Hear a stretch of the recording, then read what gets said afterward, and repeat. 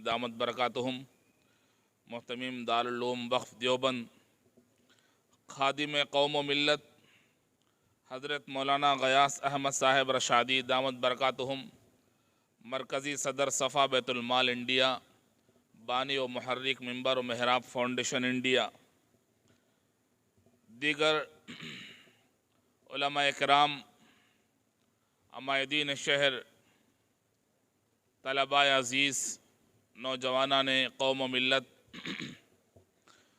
मुझे इस वक्त तकरीर करना नहीं है, बल्कि दो तीन बातें जो मेरे जहन में आ रही हैं वो मुझे अर्ज़ करना है।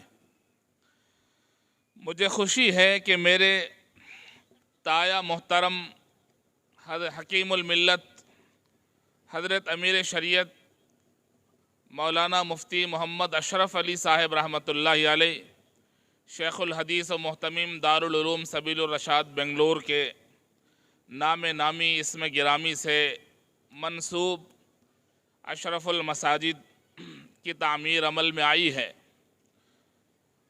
किसी शायर ने कहा था, मस्जिद खुदा के घर को जिसने यहाँ बनाया, जन्नत में गोया उसने अपना मकाम बनाया।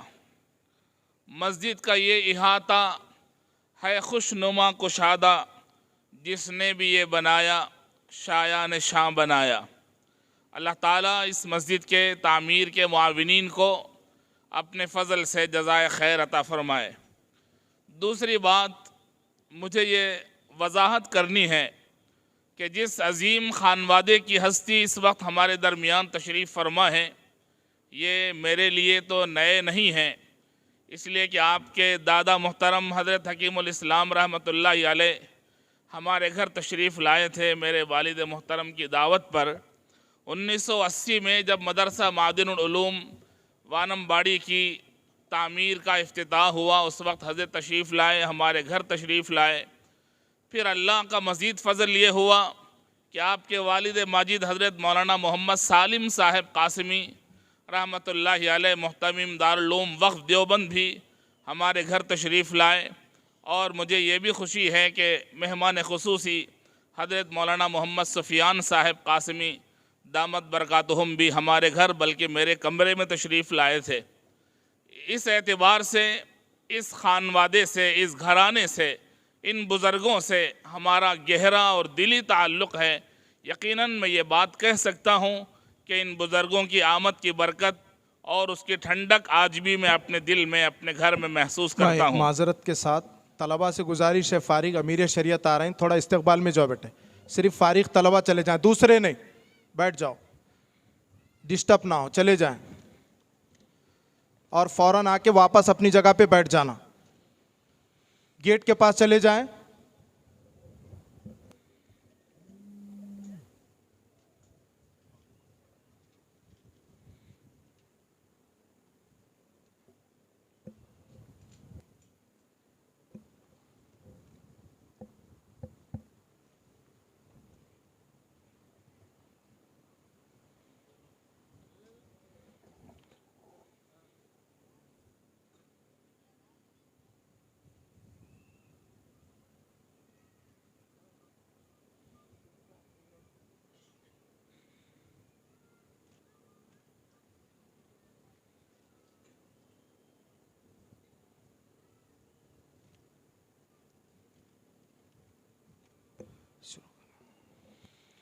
अलगर्ज़ मुझे आखिरी एक बात अर्ज़ करनी है कि हज़रत मौलाना नज़ीर अहमद साहब रशादी बानी व मोहतमीम मदरसा अरबिया तजवीदुल कुरान गुलबर्गा, इन्होंने जब मदरसा शुरू किया था, जैसे उन्होंने कहा कि एक छोटे से किराए के कमरे में, मकान में, खपरेल की छत जिसकी थी, आगाज़ किया। उस वक्त भी मैं मदरसे में आया था और धीरे धीरे करके अल्लाह का फ़ज़ल हुआ, आपकी इंतज़ामी सलाहियत थी कि तलबा बढ़ते गए, जगह नाकाफ़ी होती गई और अल्लाह के फ़ज़ल से कुशादा और वसी और अरीज़ ज़मीन ख़रीदी गई और हमारे उस्ताद मोहतरम रहमतुल्लाहि अलैह के नाम से मस्जिद भी तामीर अमल में आई।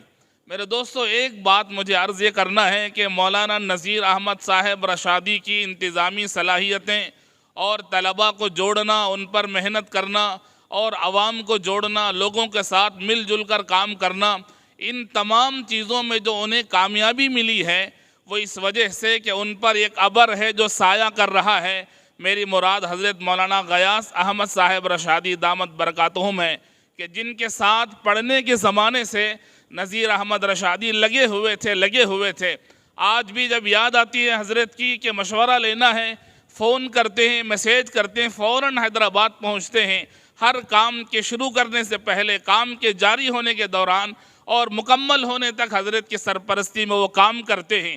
یقیناً اساتذہ کی دعائیں، ان کی توجہات، ان کی سرپرستی ایک نوجوان کو کامیابی دلانے کا ضامن ہے۔